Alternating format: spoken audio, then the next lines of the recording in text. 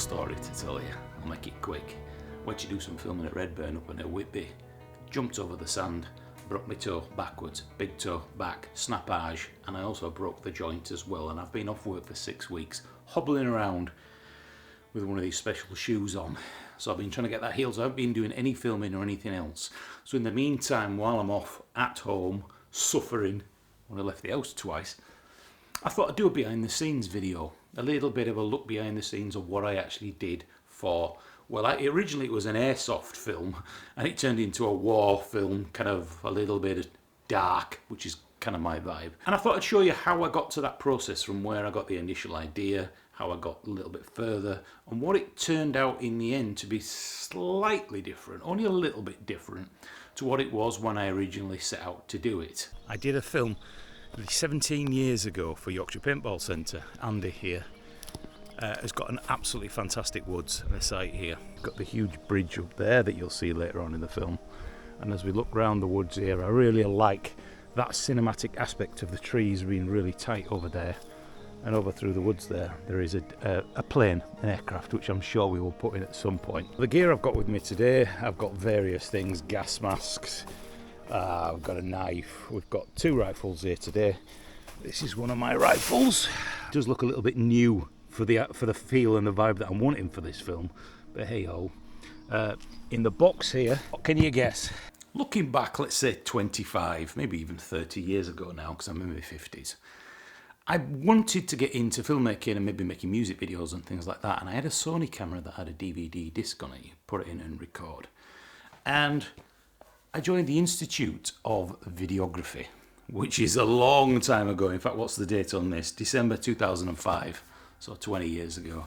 Excuse me, I've got to sneeze.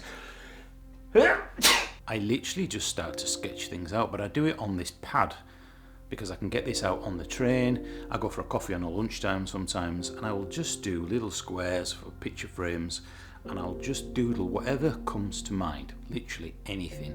So one shot will lead into another, thinking that'd be cool if I do a close-up of that. I'll go for a wide, I'll go for an establishing shot. And I start to get these ideas and visions of what I actually want the shots to be. At that point, I still haven't quite got a story. What I tend to do is I'll write a few frames and I'll think, well, what story can I attach to that? Which is probably the wrong way of doing it. Really, you want to get a script or a voiceover ready and then work out the images based on that. But sometimes I do, sometimes I don't. It's a real mix of back and forth, back and forth. Well, part of my storyboard is the marksman is going to start having to kill civilians. And obviously I've got to be the civilian as well, which makes it a little bit difficult when it comes to filming. But sometimes you have to compromise. As you can see there, I've got a stick and a tripod just holding the camera up, and I'm looking straight down here through these bushes to the marksman rifle. It's not actually a sniper rifle, it's a marksman's rifle here. And then I'm going to be getting shots down there, and the body's going to be on there, and the pit is on the other side. So, a little look behind the curtain. Might be a little bit graphic for YouTube, but we'll see. We'll see. I'm only an amateur, but this is just something creative that I felt like I wanted. I had to get it out of the system, if you know what I mean. I use an app called Millernote. Now, Millernote is basically a massive sketch pad that you can bring in clips, images, text. You can even have colour swatches in there. You can have all sorts. And I use this as kind of my last resort rough sketch pad. Being a solo filmmaker is brilliant because you get to make all the decisions. Everything from style, colour grading, music, editing, locations. There's nobody else to argue with, but also sometimes that can be a negative because you want to bounce a few ideas off people, but when you're a solo filmmaker you don't have that. And that also goes over into the filming. There's lots of times when I'm doing storyboards or I'm working out shots, when I get there I think, wouldn't it be brilliant if I could just dolly in, if I could follow it, get some action shots. And of course when you're on your own you simply can't do it, and that's one of the aspects that's a little bit negative, but it tends to mean that you've really got to think about your shots and how important they are for telling that story. Also means that a lot of your shots look cinematic because you're locked off. I've probably got fake blood all around my mouth. You might be wondering, why am I dressed like this? Well, in the script I actually shoot a civilian, which is on here. Now obviously it's going to have to be suggested, so the body will drop once a sniper rifle shot it, because I can't, obviously I haven't got any extras, there's only me, it's a one-man film, so I'm going to have to be slightly off camera, bang, the body drops off. It's the only way I can do it. So that's what I'm actually going to be doing. That's where the sniper rifle was, or me, that's where the marksman rifle was. And on this tree here is going to be where the body drops, so it'll be slightly off. And the pit behind is where we were, or I was, enjoying the killing of civilians and prisoners of war. The whole film is about the horror of war, from some of the things I've seen in the Ukraine war and things like that, and how it affects the mind eventually, and it comes back to haunt you. Right, so I shall crack on. I'm just giving you a little update. And here is where the blood scene was with the knife when I dropped it.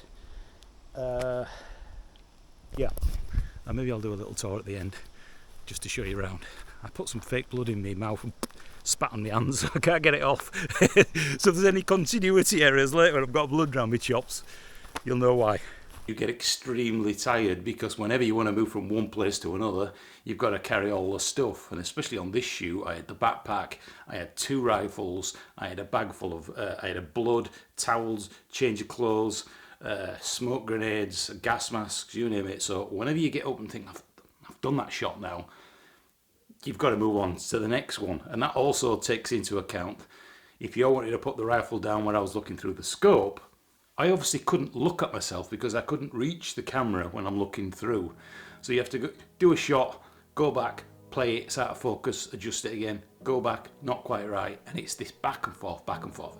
It can be frustrating and very, very tiring. This is predominantly the main camera that I use, and this is the Sony Zve1. I'm filming on my phone here. I absolutely love this camera. Once you've got the fundamentals of filmmaking down, this camera can do it all. I really can't recommend it enough. Of course, it's like the FX cameras. It's the same sensor in there. It's a full sensor, so it's great in low light, and it's got very little noise if you're using the dual ISO. I'm going to talk about that in another video as well. But I just absolutely love this camera. As you can see here, I've got a little bit of an extension on here, and that's for when I want to add the external monitor, which I've sent back. Got the 16-35 lens on there. I've also got one of the Rode mics on top for the audio, and occasionally I do use Lavia mics, and I also use a Zoom HM4 as well sometimes when I'm filming myself. But predominantly now I'm trying to do cinematic stuff, I don't tend to use it. But that's my camera of choice, the Sony Zve1. I absolutely love this camera. Let's talk lenses. I've only got 2 lenses, and a lot of the time it's all about the quality of the glass. You can have a half decent camera as long as you've got some quality glass on the front. The image is going to look pretty good. We're not talking about cinematic lenses here or anamorphic or all the other ones. Maybe I'll talk about those in another video. But there's just 2 lenses that I take for various reasons, because both these lenses tend to work for what I'm shooting, because I'm a lone shooter as well. And I don't want to be carrying lots and lots of lenses around with me, and everything else, gimbals and all this. The 90mm Sony lens. This lens is probably my favourite lens. It does everything. It has got a steady ability on it to a degree. It's got that function that I love, which is macro filmmaking, meaning we can get in really close, almost down to the size of your fingernail, and smaller if we want to. Obviously you've got to be careful of moving the camera. But I absolutely love this. Now I don't have any ND filters on this, so I am slightly restricted. I've got some protective glass, a polarizer on the front.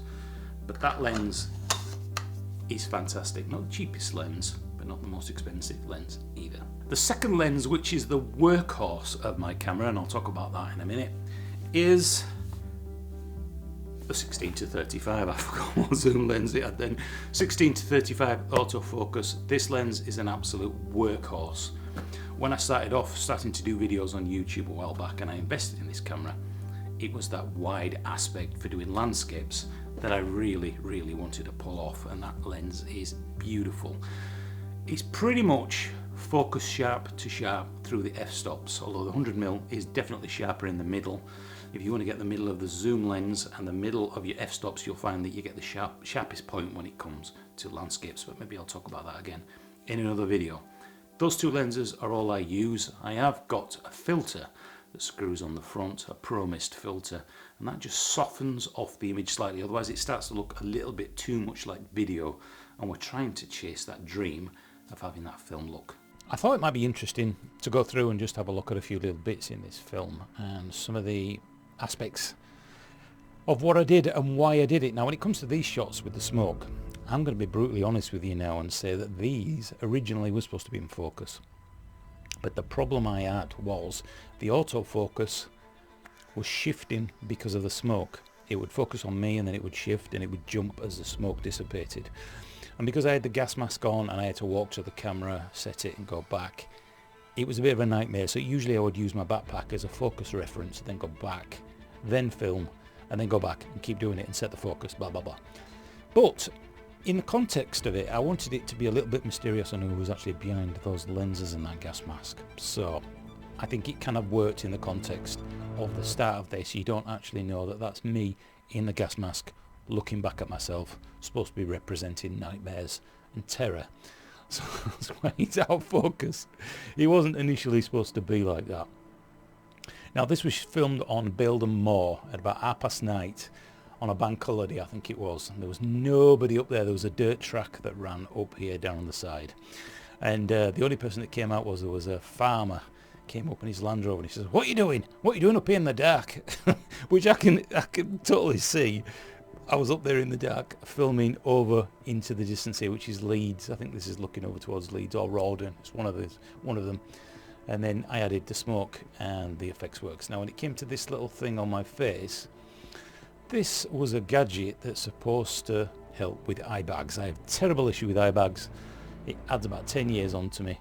And these red lights are supposed to create something in your skin to help. Doesn't work. But I thought it was quite cool and it looked like a representative of we were in the future, but we were still grounded as well. And I thought it might be interesting. And I added some audio of a spacecraft flying over with the audio, which I initially put in 3D, but I just wasn't happy with the results. And so I took it out. So that's what that was. Now, a lot of my shots, you'll notice that I use depth of field because I think it makes shots more interesting. Being a solo filmmaker, I find that I'm really having to think about the shots that I want and take. And this was to frame me coming into shot as an introduction. And again, a lot of these shots like this one, as a solo filmmaker, you have to set the camera up. Looks alright, and then you find that by the time you've got to the top, my head was chopped off and I didn't like it, so it's back and forth, back and forth, back and forth. With the fact I was told by Yorkshire Paintball Centre that I wasn't allowed to have any flares on the ground, no pyro, no smoke on the physical ground, due to fires, and I was there on my own and it was an insurance risk and a fire risk and all these kind of things. I had to do this effects wise, and the way that we do that is we actually have to create roto masks. So if you're not clued up on that, you imagine the sheets of paper. I had to cut myself out and bring it to the top of the sheet of paper so that I could put smoke behind it. So that's what you're looking at there. Basically, that's me in white, which is a roto mask. And basically, whatever's white is visible and whatever is black, if I actually solo that, whatever is black is transparent. So that means basically I've cut myself out from the background. So you won't actually be able to tell once I turn that mask off that I've cut myself out from the background, but it is a separate pass. And of course I then need another set to cut out all the foliage, which is down here, which is this, which is not the easiest thing. And as you can see, if I zoom in here a little bit, you can see just how rough and quick I did this. It's not the best roto at all, but with this not being a paid production and I just wanted to get something out and it was a quick shot, I thought that would suffice. So obviously we've got the smoke in the background there, one of these layers if I can find it. I've got foreground smoke as well to try and hide some of this stuff. As we go back there, you can see this is the smoke here. Now I've also masked off as well the edge of the aircraft, so there's double masks on the smoke. This shot was exactly the same. So I basically took the shot, I rotoed along the edge here so that we had a mask for that pit, which was supposed to represent the bodies that were being burnt that we'd killed earlier, and I emphasised that by a JCB. I put some audio sound design in from the right speaker to represent that it was either pushing more bodies in or it was going to be covering them up with dirt and soil. So with this one I had to cut out not only this ridge line, including I went as far as to rotor out this as well. A little bit I missed there. Oops.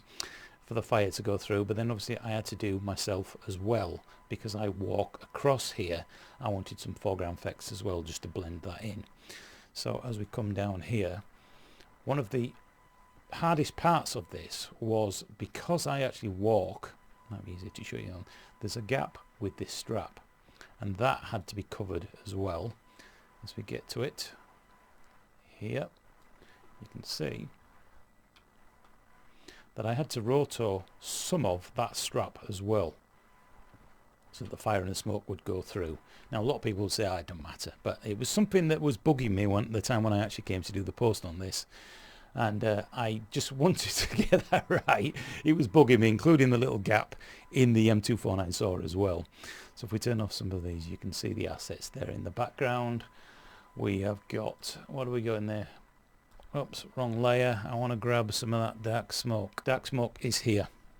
And so obviously I could position that wherever I wanted in the scene because I'd already rotored this part and that part. So that's part of the After Effects. I didn't have anything in my hand. Well, that's not actually quite true. I had a smoke grenade here that I'd already used.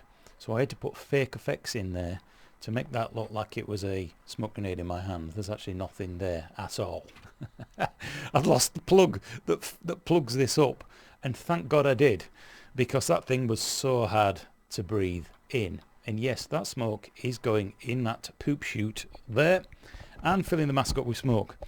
And this thing, even if I wasn't using the smoke grenade, was incredibly difficult to breathe through this thing. So what I had to do was set the camera, run back, shoot this by holding my breath, and this is like a really tight shower cap that goes over the top of your head. So yes, this smoke is going in there into here. So I would shoot about 4 or 5 seconds and then I would turn around, grab a breath and then do it again. So anybody who's been waterboarded, it almost brings on a feeling of panic in thinking, what if I get this stuck and I can't get it off? I'm going to suffocate out here. So yes, I had limited smoke grenades. I had 2. So I had to do this in one take, grab a breath, come back and pray that the autofocus was going to work better on this shot. Yeah, a little look behind the curtain there. So I think that covers pretty much everything. The actual shot here at the end, you'll notice my leg comes out. That's because I filled this backpack up with a sleeping bag to try and use it as a head protection when I fell down, but I still didn't have the guts to go full height, fall down without banging my head on the floor, which is why that leg came out. Anyway, I hope you've enjoyed this a little look behind the curtain, a little look. I may go into sound design and a few other little bits in another video. The joys and the negatives of solo filmmaking really do make it an interesting aspect. A lot of shots become cinematic, which becomes static, which frustrates me beyond belief. But maybe someday, if I start doing branding videos and things like that, people might want to pay for me to create something and find worth in the things that I create visually. Maybe one day I can make a living, or even a few pennies or a side hustle from making short films, branded films, corporates, you name it. But at the minute, I don't make anything. In fact, they all cost me money. But anyway, thanks for watching.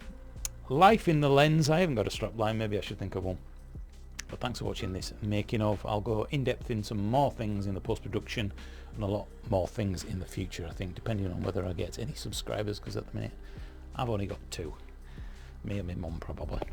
Thanks for watching. I shall see you in some more videos coming soon.